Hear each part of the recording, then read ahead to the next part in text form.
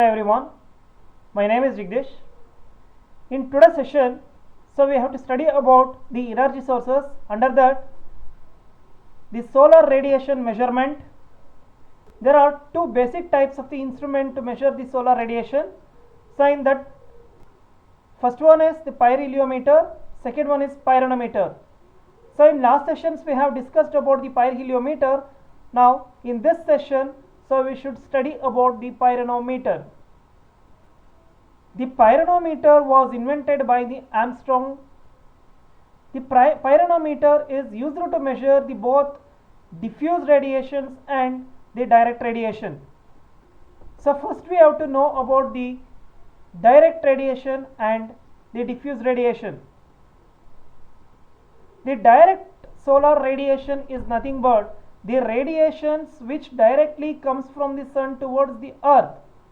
So without absorption, without scattering or without reflection of solar radiations by any other materials. The diffuse radiation means the radiation which undergoes the reflection, which undergoes the absorption and also scattering. After this process, the solar radiations enters the atmosphere and falls on the earth's surface. So that is called as the diffused radiation. The pyranometer is used to measure the both diffused radiations and the direct radiation. So in pyranometer there are the number of types, but only for studying purpose we are dividing into two types, that is a thermopile pyranometer and silicon photocell pyranometer. So in these sessions we study only about the thermopile pyranometer. So what we are observing in the figure is, that is the thermopile pyranometer. It looks like a dome. So generally the circuit diagrams can be written like this. It contains, the components of the pyranometer is thermopile, glass dome and a disc. What is thermopile? So we know that the thermocouple which are having the two terminals or the two junctions, which are made up of two different materials.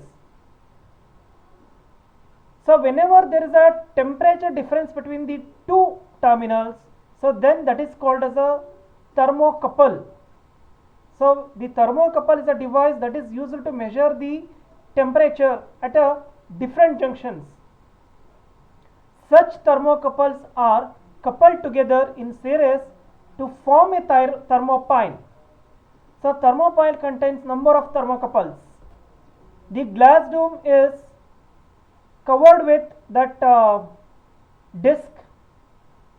So its purpose of this glass dome is the accept the or receives the solar radiation on that dome. By using the productive lens, we are collecting the solar radiations at one point. So whenever it is attached to a black body, the black body is used to absorb the solar radiations in a uniform manner,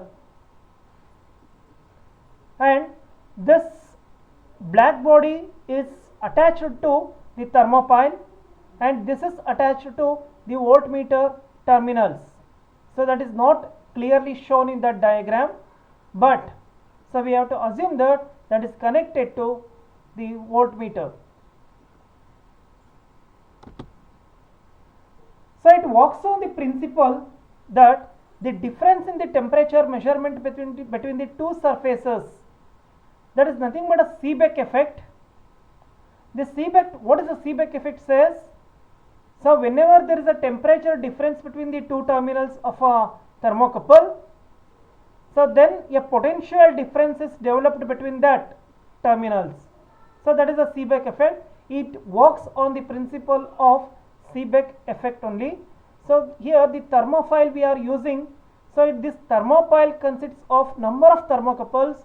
So the difference in the temperature measurement between the two surfaces is nothing but the thermopile. How this pyranometer works?